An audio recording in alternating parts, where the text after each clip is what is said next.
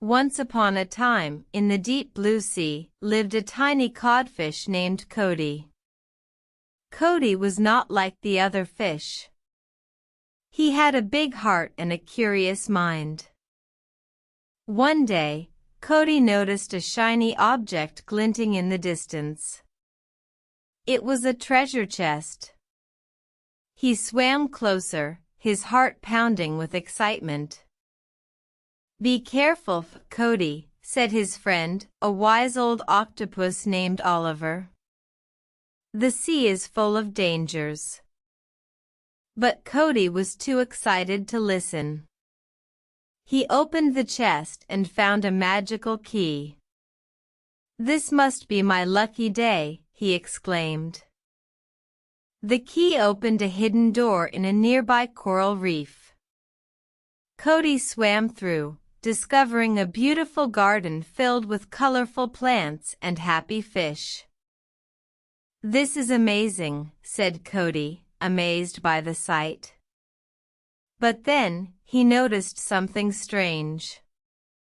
The plants were wilting, and the fish looked sick. Cody remembered something Oliver had told him long ago. When the sea is in trouble, the little ones must help. So, Cody set out to find a solution. He asked the crustaceans, the jellyfish, and even the sea turtles. Everyone had a piece of the puzzle, but none could solve the mystery.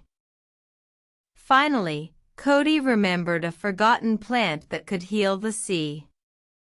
He found it, deep in a dark cave.